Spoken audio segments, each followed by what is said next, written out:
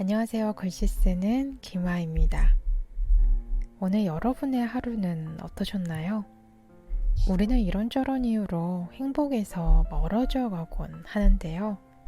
행복해지기 위해선 나를 우울하고 불행하게 만드는 그 요소들을 제거를 해야겠죠. 당장 그 요소들을 제거할 수 있다면 우리는 이렇게 힘들어할 이유는 없을 거예요. 그러나 행복을 방해하는 요소들은 내가 원하는 대로 그렇게 바로 없어지는 녀석들이 아닙니다. 그래서 우리가 해야 할 건요, 힘들고 불행한 감정이 지속되지 않게 틈틈이 행복 인자를 마음에 넣어주는 겁니다. 그래서 오늘은 지금 당장 행복해지는 방법들을 말씀을 드려볼까 해요. 첫 번째는 오감을 자극시키는 겁니다. 오감이라고 하면 시각, 청각, 후각, 미각, 촉각의 5가지 감각을 말하는데요. 이 감각들에 자극을 주면 스트레스도 풀리고 힐링이 많이 돼요. 많은 분들 좋아하시는 ASMR도 청각을 자극해서 마음을 좀 더 편안하게 만들어주는 효과가 있죠. 만약 지금 당장 행복해지고 싶다면요, 내가 좋아하는 향수를 한번 뿌려보세요. 그리고 내가 좋아하는 음악을 들으세요. 내가 좋아하는 음식을 맛있게 드세요. 저는 후각과 청각을 잘 활용을 해요. 뭔지 모르게 기분이 좀 다운되는 날들 있잖아요. 그때 전 집안에 향수를 뿌립니다. 평소에 쓰는 향수 말고 안 쓰는 향수들 있잖아요. 그런 향수들을 뿌리셔도요, 기분이 좋아집니다. 또 제가 좋아하는 음악을 틀어놓고 있으면 마음에 좀 채 나타나지 않았던 여유가 생겨요. 좋아하는 음악의 멜로디가 제 마음을 편안하게 해주거든요.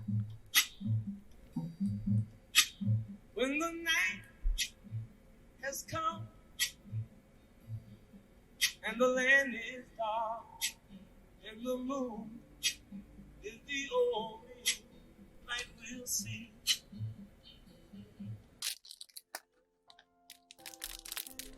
청각과 촉각을 자극하는 것 중에 슬라임이라는 것도 있죠. 저는 이 슬라임에 한때 정말 많이 빠져서 직접 만들려고 대형 풀들을 여러 개를 사놓은 적도 있었어요. 영상 준비하면서 오랜만에 슬라임 소리들을 찾아서 들으니까 여전히 좋더라고요. 그래서 오랜만에 슬라임을 구매해 봤는데요.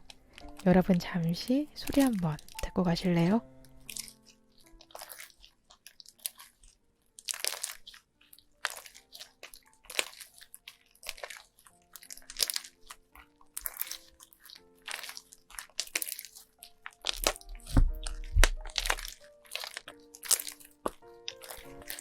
오랜만에 하니까 손이 자유롭게 움직이질 않네요. 그래도 슬라임은 여전히 재밌고 저에게 소소한 행복을 가져다 주는 것 같습니다. 청각을 자극하는 건 아까 ASMR 얘기 드렸잖아요. 저도 글씨 쓰는 걸로 도전을 하고 있는데 정말 소리가 잡음 없이 잘 나오게 하는 건 진짜 어렵더라고요. 그래도 꾸준히 해보려고 합니다. 지금 당장 행복해지는 방법 두 번째는요, 바로 덕질을 하는 겁니다. 한 분야에 깊이 빠져있는 사람을 일본어로 오타쿠라고 하는데요. 덕후는 이 오타쿠를 한국 발음으로 한 오덕후의 줄임말입니다. 이 덕후가 하는 행동, 즉 좋아하는 한 분야에 관련된 것들을 모으거나 따라하는 그런 행동들을 덕질이라고 하고요. 이런 덕후나 덕질 이 용어들은요, 처음엔 소수에게만 해당되고 부정적인 의미로 좀 사용이 되었는데 지금은 부정적인 의미는 많이 없어졌어요. 이 덕질의 대상은 인물이 될 수도 있고 사물이 될 수도 있습니다. 아이돌 가수를 좋아해서 가수 콘서트를 가고 굿즈를 모으거나 피규어를 좋아해서 피규어를 모은다거나 한마디로 취미생활을 하는 겁니다. 이런 덕질, 취미생활은요, 무료했던 일상에 새로운 활력소를 주기 때문에 행복감을 높일 수가 있어요. 저도 캘리그라피를 하면서 행복해졌고요. 지금은 제가 좋아하는 가수를 덕질하면서 또 다른 행복을 느끼고 있습니다. 일 때문에 힘들 때 좋아하는 가수의 영상을 보면 피로도 풀리고 행복해지거든요. 또 그 가수의 노랫말을 쓰거나 그림을 그릴 때도 행복합니다. 덕질이라는 게 어떤 분야든 너무 과해서 일상에 지장을 줄 정도면 안 되겠지만 건전한 덕질은 내 행복 지수를 높여주는 아주 즐거운 취미 생활이랍니다. 지금 당장 행복해지고 싶다면요, 덕질을 한번 해보세요.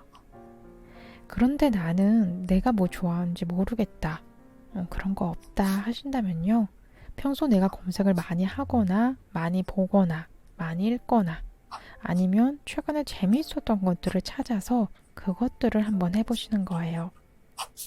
나는 요즘 이 드라마가 너무 좋더라 하면 그 드라마 OST도 듣고 다시 보기를 하면서 행복지수를 높이시고요. 나는 드라마를 자주 보는데 드라마 후기를 한번 써서 블로그에 올려볼까? 이런 식으로 내가 좋아하는 걸로 취미생활을 만들어 보는 겁니다. 좋아하는 게 하나도 없는 사람은 없어요. 생각이 잘 안 난다면요, 진지하게 내가 뭘 좋아하는지 생각을 한번 해보시는 겁니다. 종이 하나를 꺼내놓고요, 혹은 휴대폰 메모장도 좋아요. 내가 좋아하는 걸 하나씩 한번 써보세요. 큰 게 아니라도 좋아요. 나는 그냥 잠자는 게 좋아 하면 그냥 잠자기. 나는 산책하는 게 좋아. 나는 매운맛을 좋아해. 이런 거 하나하나부터, 작은 거부터 메모장에 채워나가보는 거예요. 그래서 그 중에 몇 가지를 내가 실행을 해보는 겁니다. 작은 거라도요, 내가 행복감을 느낄 수 있는 거면 돼요. 내가 지금 행복해지는 게 가장 중요하니까요. 마지막으로 지금 당장 행복해지는 방법은 계획을 세우는 겁니다. 내일 과제나 해야 할 일들을 몇 시에 하고 몇 시까지 끝내야 하는지 이런 계획을 말씀드리는 게 아니고요.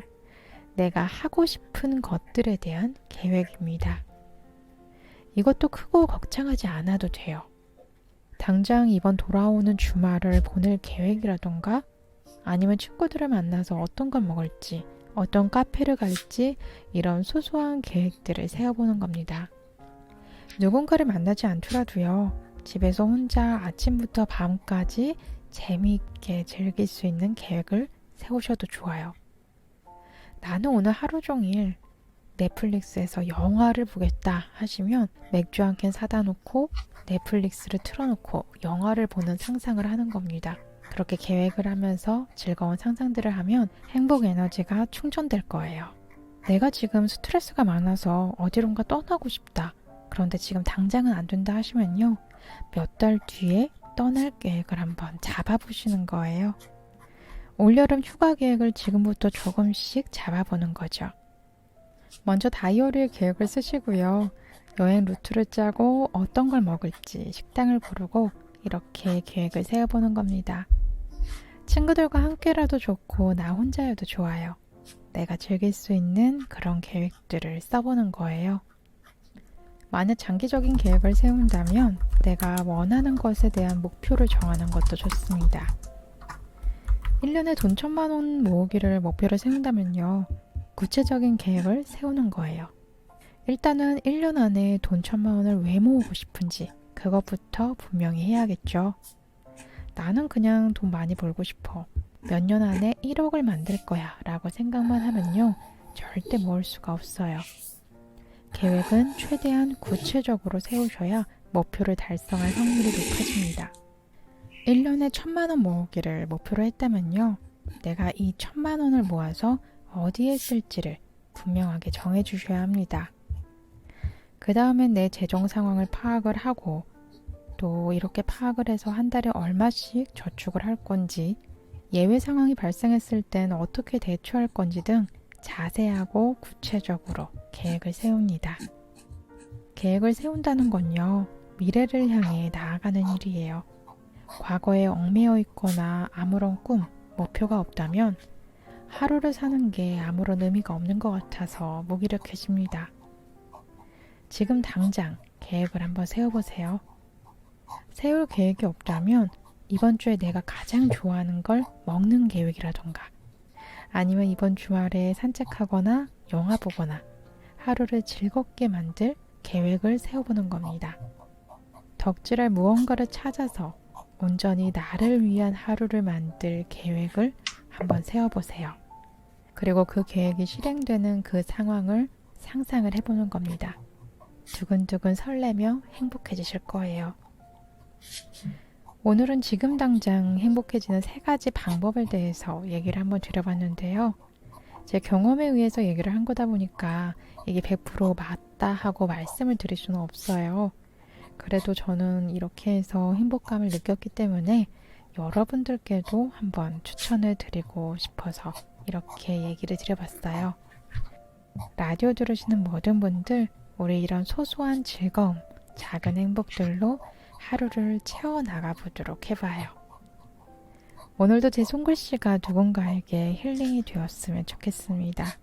제 영상이 좋으셨다면요, 구독과 좋아요 부탁드릴게요. 김아이였습니다.